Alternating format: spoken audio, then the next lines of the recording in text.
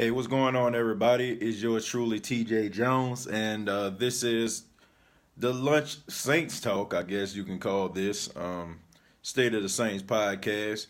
And I think we're all pretty upset at the news that just took place. According to several media outlets, Drew Brees will undergo surgery on his thumb, and he's going to miss about 6 weeks. So I know a lot of people in the Who Dat Nation are bummed out about the news that they just got. So I guess we just gotta look forward to the future, man. I mean, it's on to Seattle. It's about that time that we just realized that Drew Brees is injured. He ain't coming back, until like 6 weeks. So we just have to make sure that we can honestly weather the storm. The New Orleans Saints can weather the storm until he gets back. This is going to be a crushing blow. This is something that we in the Who Dat Nation have never experienced. We have not experienced anything like this, since probably like 2006. I mean, Drew Brees has been the mainstay. Drew Brees has only missed like 3 games since he's been a New Orleans Saints starting quarterback. And 2 of those games was because the Saints locked up the division and they had home field advantage. I think I can only remember 1 game that he missed due to injury, and that was the game where I think McCown had to play, and they went against the Carolina Panthers, and they ended up losing that game. And McCown, he did a pretty good job in that game, man. I think it came down to like a last-minute Josh Norman interception, so I know a lot of people have been talking about Teddy Bridgewater. People have been talking about Teddy Bridgewater is not the future of the team. Teddy Bridgewater is not that good. Look, man, the fact of the matter is this. Teddy Bridgewater is the starter until Drew Brees gets back. So for all the people out there that are talking about Teddy Bridgewater suck, Teddy Bridgewater not the answer, I mean, it's completely irrelevant because Sean Payton believes in Teddy Bridgewater. And me personally, I am going to ride with the Saints organization because I understand how people feel when teams are starting to lose. Everybody wants to be an armchair GM. Everybody wants to talk about who needs to get traded, who needs to get cut, who needs to, be starting in the place of this guy and that guy.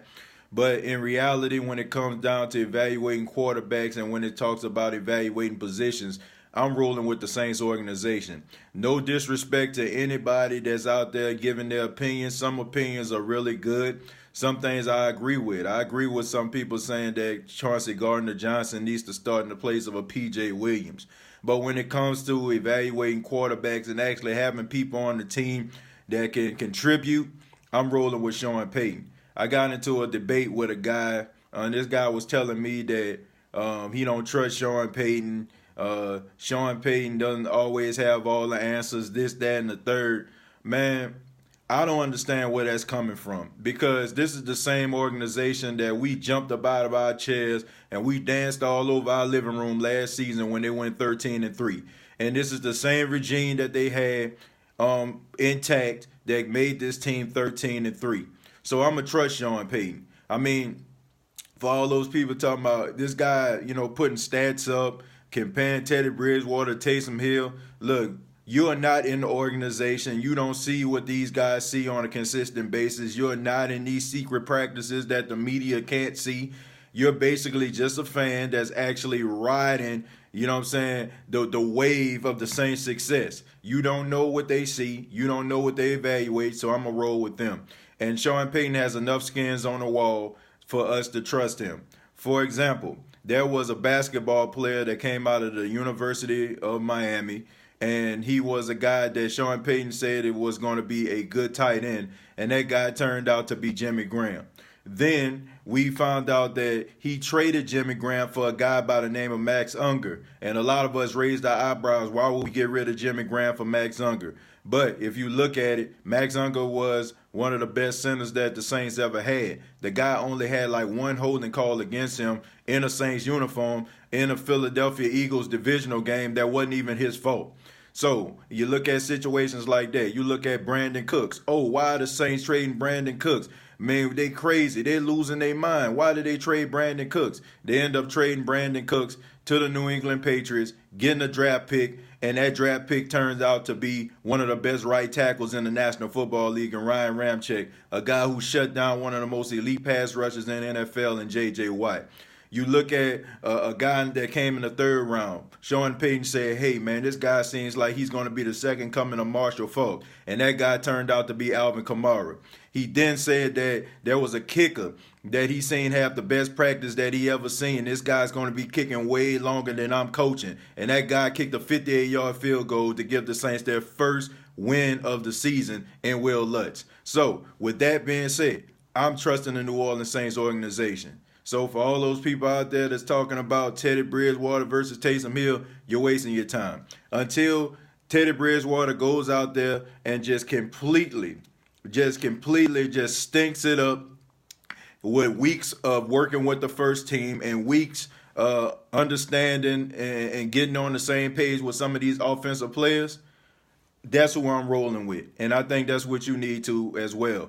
Look, it comes with the territory. I mean, as a fan of an NFL team, there are going to be highs and there are going to be lows. There are going to be good times and there are going to be bad times. You can't just be happy and be like, man, it's my squad, that's my team, rocking all the paraphernalia and stuff like that when they're successful. And then when they turn around, they have a little growing pains. Oh, man, it's time to jump ship. Look, it's rather you going to cheer for the team or you not going to cheer for the team. Me personally, I've been a Saints fan since the early 90s. I'm 33 years old. I was born in 1986. All I can remember is sitting in my grandmother's living room watching Saints games. All I can remember is listening to the New Orleans Saints on the radio when it was so bad that the games got blacked out. This is all I know. All I know is saying who that and cheering for the Saints. Good, bad, or indifferent. So if you are a Saints fan, you got to understand that it's going to have some tough times. I mean, you look at teams like the Pittsburgh Steelers. I mean, they just got news that Ben Roethlisberger is out for the season. It just comes with the territory, man. But I'm just excited. I'm looking forward to seeing what Teddy Bridgewater can do. We all know that Drew Brees'e is going to miss like 6 games. So if they can go out there and become a 500 team, maybe split some of these games, go 3-3. Maybe when Drew Brees'e get back, they can kind of make a run. Or, heck, Teddy Bridgewater go out there and play out his mind. We do not know, but only time will tell. And as long as Sean Payton is okay with Teddy Bridgewater being the starter, then I'm okay with it too. So I'm going to go ahead and let you all have the floor, see what you all have to say. If you have any questions, this is not going to be a long live. Normally I go about 45 minutes to an hour, but I got a meeting in probably in the next 20 minutes that I have to get to. So I'm going to go ahead and answer some of the questions that you have.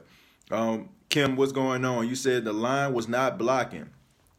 Worst performance by Saints offensive line I've seen in a long time. They had like 11 penalties. They just were not on the same page. But that just comes with chemistry, man. I mean, they're used to the cadence of a Drew Brees. And when you are dealing with a new quarterback who comes in due to injury, I mean, that's a new cadence. That's a new snap count. Man, a lot of people, we just look at for what we see. We see this guy throwing the ball down the field, and we like, man, what's going on with the offensive line? What's going on with the receivers? But that's like a completely different guy throwing a football to you. I mean, at a completely different speed. You're probably used to Drew Brees's zip on a pass versus Teddy Bridgewater, who probably have even more zip on his passes.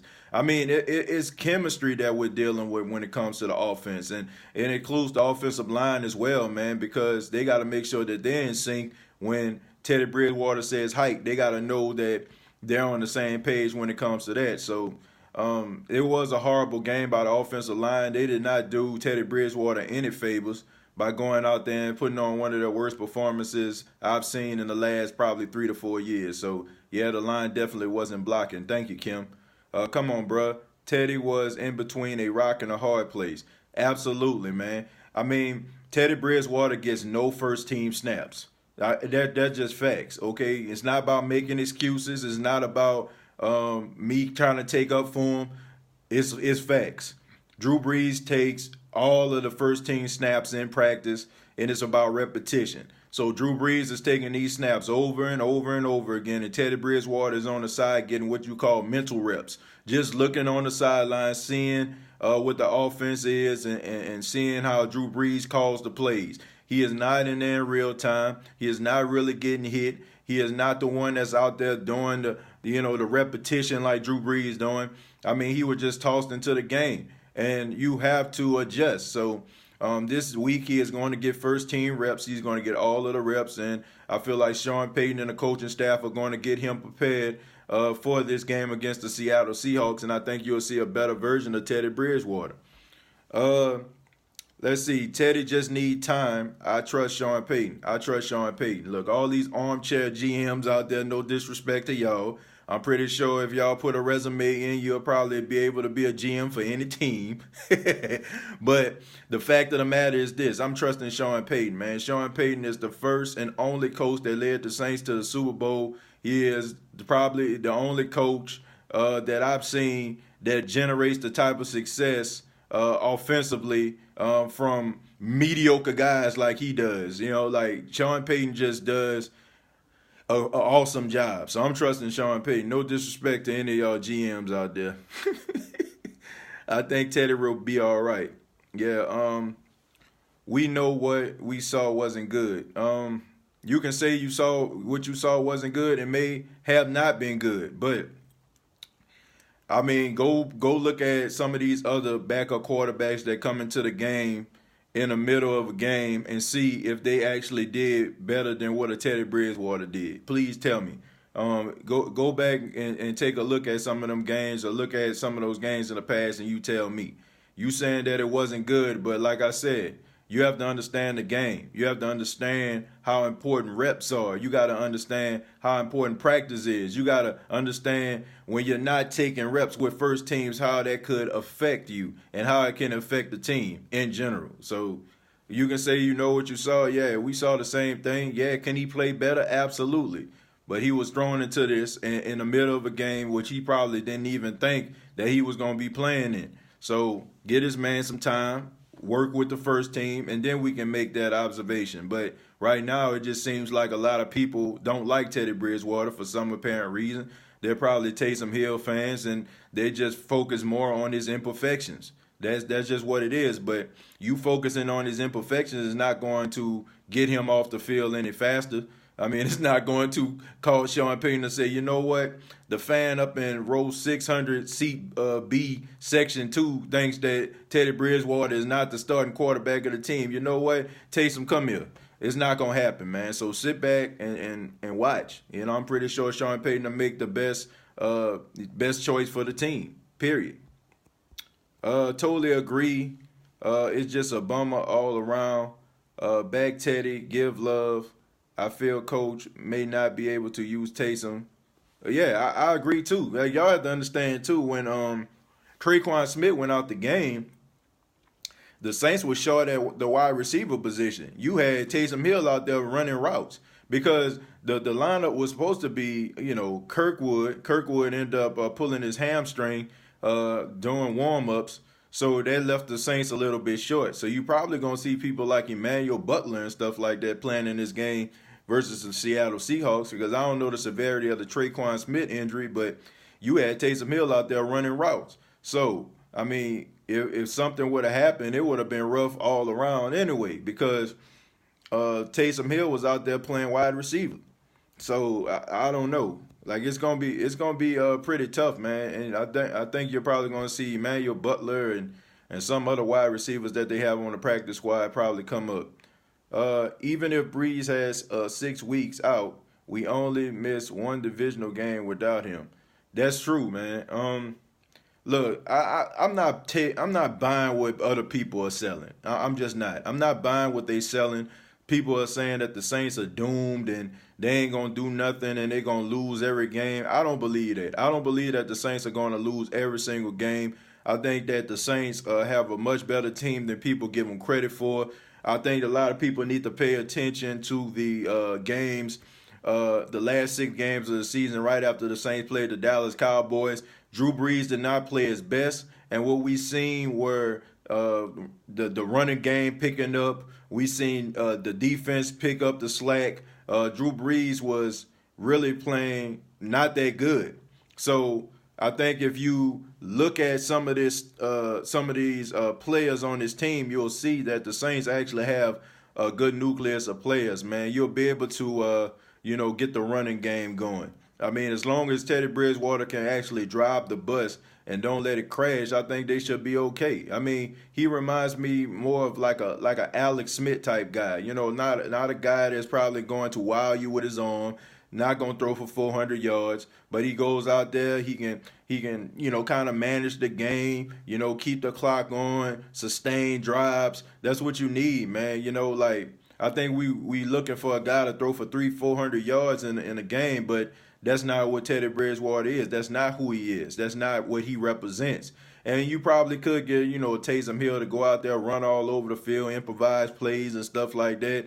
But at the end of the day, man, like the Saints need to win these football games, and they're going to win this game by actually going out there, offensive line blocking. The running game has to pick up the slack, and Teddy Bridgewater got to make sure that he be able to sustain drives, and the offensive line got to make sure that they're not getting these unnecessary penalties. You got to work with Teddy Bridgewater before, we go out here just trying to put this man, basically crucifying this guy, for things that really aren't his fault.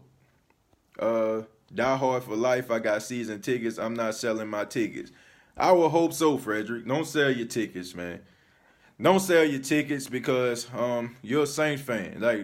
Like you shouldn't be a fan just because they're doing good and you can talk to your friends or you can join some of these groups to talk to Falcon fans or Carolina Panthers fans or Tampa Bay Buccaneers fans and laugh at them like my team winning. Nah, man, it is a good. You gotta love the team, the good and the bad, for real. Like if you out here just riding a wave, then I don't know, man. It's very questionable. But you got a lot of people out here. They just, I don't know. Maybe they just want to feel like winners. I don't know. You just want to feel like winners. So you root for a team that wins all the time. Like you see people out here that are Patriot fans and they just, basically cheer for the Patriots because the Patriots win every year, but I can't really speak for them. I don't know what their objective is. But as for me, I'm going to be a Saints fan until I can't be a Saints fan no more. That's all I know. That's all. Growing up in New Orleans, walking the streets of the Ninth Ward, going to church every Sunday, and then after leaving church, running home trying to catch the second half of the football games of the Saints. That's all I know. That's all I know, man. That's all I know is the watching the Saints on television, and that's nothing that's gonna change in my life. So hopefully, people that have been cheering for the Saints continue to cheer for them. We are just so accustomed to being so spoiled, and we expect perfection. These are humans, and as are we. Well, Adriana, I think people who expect perfection have just been Saints fans since 2006. They don't know about some of the tough times when Eric Brooks used to throw interceptions and just show all 32 of his teeth. They don't understand about some of these plays that the Saints were giving up, like the Hail Mary that Tim Couch threw to the back of the end zone, on Halloween. They don't understand about the hook and lateral passes, throwing the passes back against the Jaguars, and they get all the way to the end zone. And if they would have made a field goal, then the Saints would have went to the playoffs, and John Carney missed the extra point. Like, I don't think they fully understand stuff like that. The only thing they understand is about Drew Brees throwing for 5,000 yards, Pierre Thomas being one of the best screen runners in the game, Marcus Colston doing his thing, Reggie Bush exciting the crowd and stuff like that with some of his elusive moves, Robin Meacham getting the ball downfield, ripping the ball out the Redskin player hand, running it back for a touchdown after Drew Brees throw a pick. That's all they know, So they don't really understand fully about what it feels like to be a Saints fan, because I don't think that they really got the full experience. They just know about Drew Brees breaking records and Sean Payton being one of the best coaches that ever been in the NFL. So it takes time, man. I mean, it takes time for you to get to a point where you like, man, I done seen it all. So this don't surprise me. So I'm going to cheer for the Saints regardless. I'm going to cheer for them regardless if they, I don't know, if they lose every game this season, which I don't think they will, but I'm still going to cheer for them. And I'm going to continue to do so because that's what true fans do. Since we taking off someone's helmet, since when taking off someone's helmet became legal? Like, I don't know about that. I don't know why that wasn't a flag on when the player ripped off Traquan Smith's helmet. That wasn't a mistake or anything like that. I mean, that was just hands to the face all day long. But once again, those referees, man, for some apparent reason, just don't like the Saints. It's laughable at this point. Like, for real, it's just laughable. The way that the referees just can continuously screw the Saints during crucial parts of the game and change the momentum of games. It's just amazing. Like, it's almost becoming an art to those referees, in my opinion. Let's see. I just don't understand bashing these players like they aren't human. I think it all automatically comes with territory. Me personally, the only players I feel like that shouldn't be bashed are college players because these are young kids out there playing on the field. I don't get down with like bashing college players, saying this guy sucks and all that kind of stuff because those guys out there doing their best.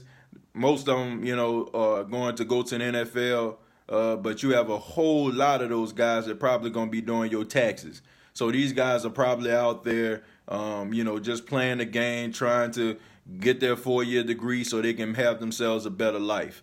I don't roll with that. But when it comes to adults playing, in the NFL, I think they are fair game. I looked at the secondary yesterday and looking at some of those guys, I ain't have no choice but to talk about them because that was just absolutely embarrassing. That was absolutely embarrassing the way that those guys went out there and performed.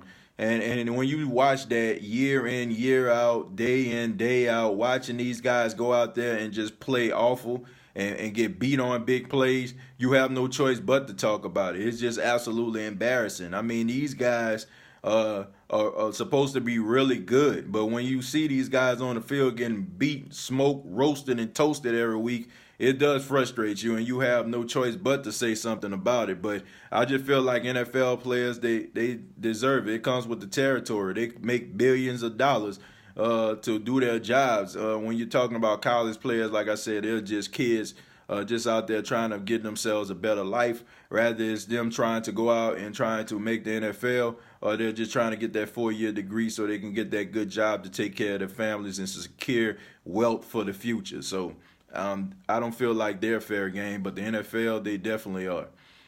We need to stand behind Teddy, and the team needs to step up, and Teddy can be great. We'll see.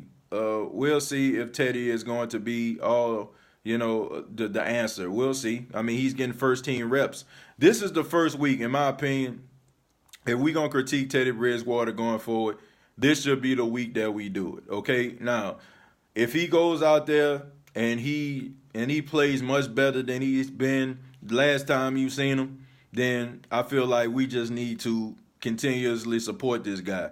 If he goes out there and he stinks it up, then I feel like that is grounds for us to really critique this guy. Because everybody knows, it's not like it's a secret or something like that. Like maybe Drew Brees will play, maybe he won't play. Drew Brees is not playing. So he's going to get all the first team reps. So if you're going to critique Teddy Bridgewater, I feel like this is the week to do it. It's not like the week 17 game when the Saints got 2 offensive linemen off the street just to get through the game. It's not like it's in preseason when you maybe have like 1 or 2 starters in the game. No, all of the starters are intact. All of the players are playing. So he is getting all the reps. So this is the week that we need to critique Teddy Bridgewater and really, see what we actually have in the backup quarterback and if he is possibly the quarterback of the future. We got this, regroup, and let's do this, yeah? I mean, it's early in the season. I mean, The Saints still got 14 more games to play. So, I mean, the season is not over. I mean, the NFC South has not been determined. The Saints haven't even played a divisional game yet. I agree our timing was out of sync when we have to understand that many plays were designed for Drew Brees. Yeah, that's true, man. Like, it's a different type of ball game, man. You have to understand. When somebody is throwing you the football, and you're so used to this one person throwing you the football, you understand like the zip on the ball, you understand the timing of the passes. Like it's different versus another guy coming in, you know what I'm saying, probably got a little bit more zip, probably not as accurate as the guy that was throwing you the ball before. It's a different ball game. I don't know why we think that all of a sudden Teddy Bridgewater is going to be Drew Brees. I don't think people understand. Drew Brees is a special quarterback. There are not many, I'm talking about past or present quarterbacks that are like Drew Brees. It is a pleasure to watch Drew Brees play football because everybody can't play the position like Drew Brees. And I tell people all the time, when people are critiquing Bridgewater and they're saying that he's not good, my question is to you is, who are you comparing him to? You're comparing him to one of the greatest quarterbacks of all time. I mean, honestly, man, it's not like you're comparing him to Dak Prescott or Carson Wentz or Blake Bortles or Ryan Tannehill or Marcus Mariota. You're comparing him to one of the greatest quarterbacks of all time. Drew Brees is a top 10 quarterback all time. That is who you're comparing him to. And if he goes out there and he throws the ball in the dirt, all of a sudden we're like, well, Drew Brees wouldn't have threw it in the dirt. Of course he wouldn't. Drew Brees is one of the most accurate quarterbacks of all time. So who are you comparing this guy to? That's all I'm saying. You're comparing him to one of the greatest quarterbacks of all time. If we're comparing Teddy Bridgewater to Drew Brees, it's not even close. It's not. It is not even close. Drew Brees is special, and I think we all can agree to that. And that's the reason why we're all in these groups and going back and forth about who's better, Taysom Hill and all that, because we're so spoiled by the success of Drew Brees and how great he is. And for some apparent reason, people are thinking that anybody can do what Drew Brees is doing right now, but that is not true. I keep telling you, I've said this time and time again. I said this on several podcasts in the preseason. There's only one Drew Brees, and he is a special quarterback, and there are very few like him, if there are any at all. Okay, so I think that's what people are comparing Bridgewater to, but that's not fair to him. Can we talk about the helmet ripped off and a punch to the jaw? Yeah, man, we talked about that, Douglas, man. Traquan Smith, man, that was messed up. They should have called that legal hands to the face, unnecessary roughness, but like I said, it's pretty laughable right now, the way those referees, as Cam Jordan would say. It's funny how these guys are just screwing over the Saints. I mean, it's laughable right now. I still believe in the Saints, Chris. You should. Everybody keeps saying Hill, but he's not the backup quarterback. He's not the backup quarterback. And people are saying they need to start Taysom Hill. Like, man, bruh, y'all, I don't know. I just say give Teddy Bridgewater a chance. I just don't understand like what people actually see in Teddy Bridgewater to say that it just means immediate change. The only thing that I can think of is just the fact that people just like Taysom Hill, and I like him too. Like he's a great guy. You can tell, man. Looking at some of these interviews that he does. I mean, some of the plays that he does, he's a tough guy. I understand all that. But just because you tough, just because you can run a guy over and you can drop that shoulder on somebody, just because you can catch a touchdown or you got 4.3 speed, don't mean that you about to be an elite quarterback. Okay? That don't mean nothing. And I just feel like people are just so ready to give this guy, like they're so ready to make this guy the starter that they're not looking at Teddy Bridgewater. They're basically just focusing on all of his imperfections, all of his shortcomings, any mistakes that he make. This guy can go out there, like, on the last drive. I think that he went, like, 5 of 5 or something like that. And a couple plays that, that he had that were positive, they end up going back due to, like, a holding call or something. But people were just sitting there like scowling, looking at him, and all of a sudden, like he'll throw a incomplete pass, put Taysom Hill in. Like, what have you been looking at? Like, like if you're going to say put him in, like look at him objectively. Don't just say, okay, I like Taysom Hill and I think he'll do a better job, and you like, oh, Teddy just don't have something. What don't he have? Like maybe you know what I'm saying. Like maybe he isn't that fire starter like a Taysom Hill is that'll drop the shoulder on the linebacker, but that's not fair, man. You just be sitting there waiting on the guy, you know what I'm saying, to make a mistake just so you can say, see, I was right. Like, it's not always about being right, man. Honestly, I don't care about being right. If I'm talking Teddy Bridgewater right now, I'm saying give him a chance, but if a couple weeks go by and he don't do nothing, I'll be the first to say, to give Taysom Hill a try. But I want this guy, I want us to really see what we have in Teddy Bridgewater before we make that decision. I think everybody else should too. I mean, let's just be honest about this. I mean, I'm going to just be 100. It'll be an uphill climb regardless to is it Taysom Hill or Teddy Bridgewater for the Saints to go to the Super Bowl with any of those guys. So I think that for us to say that who's better, this, that, and the third, I mean, it's still an uphill battle regardless to who's going to be the quarterback. I can bet my last dollar he going to get better in time. I think Teddy Bridgewater is going to get better in time. Let's see. Like your positive outlook, totally agree with what you're saying. Like, man, all I'm saying is, like I said, everybody's entitled to their opinion. Like, I understand. I don't want anybody to look at this podcast or this video, and just think that I'm just, defecating on your logic. Please, like, I respect everybody's opinion. I really do. Like, that's just the truth. I just want people to look at things logically sometimes. I know sometimes, like, I know we want the Saints to go 16-0. I do. I would love to see the Saints go 16-0. But sometimes I think that we just need to look at things objectively. I think sometimes when players have bad games, we look at that and we say, man, they need to get cut. That just may be just one bad game that they having. Like, I look like last season when Mark Ingram, I think he may have fumbled the football one time in a game, and Sean Payton put him on the side. And people were like, man, they need to cut Mark Ingram. He ain't the answer, this, that, and the third. And then Mark Ingram came right back and ran for over 100 yards. You got to wait to see. You know what I'm saying? See how a guy going to respond. I can remember a game early in Michael Thomas' career when he was fumbling the ball all over the place. I think it's when the Saints played the Denver Broncos. I think he had maybe like 2 or 3 fumbles in that game, man. But, you know what I'm saying? Like, people were talking about, man, what's wrong with this dude, man? We done gave up Brandon Cooks for this guy, this, that, and the third. And then he comes back and look at Michael Thomas now, man, one of the best receivers in the league. You got to give guys time, man. You got to give guys time to figure it out.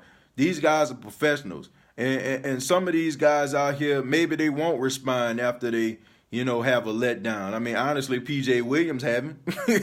But for the most part, you're probably going to see guys actually develop and get better over the course of time. They're going to learn from the mistakes that they made, and they're going to become better because of it. So let's just give these guys an opportunity before we be talking about these guys are bums. The only person I can say that you can really just truly talk about that I feel like has regressed, in my opinion, is a P.J. Williams. Okay? Because I just don't think that he's the answer. Later on, I'm probably going to do another podcast, probably going to be live on YouTube. So if you're not on YouTube, you can always start and subscribe to the YouTube channel of the State of the Saints podcast. Go to youtube.com, search the State of the Saints podcast. I do a lot of live videos on YouTube. I go live right after the game, and I try to go live before the game. So you can ask me any question that you have. Like I said, I got a meeting that I have to go to. It's at the station, but, I have to be at the meeting, so I had to cut this live short today. But I will be live on YouTube to answer any more questions that you may have. Thank you very much for listening and viewing the State of the Saints podcast. Lunch Saints News Edition. And if you have not followed the State of the Saints podcast on Facebook, please do. I put all type of news regarding the New Orleans Saints on here. I put up videos, just so some things you can enjoy. And this page is not really designed, for people to go back and forth like some of these other group pages. Basically I just want to give you the news and also give you a podcast and also give you something that you all can interact with.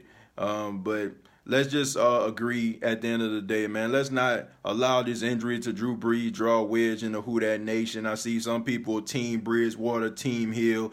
Man, at the end of the day, we all love the black and gold, and we all say Who Dat, all right? So let's not let this draw a wedge between us as fans. Let's rally around the New Orleans Saints team, and let's hope that they can actually weather this storm and actually get some wins in the absence of number 9. Till next time, all I have to say is, Who Dat?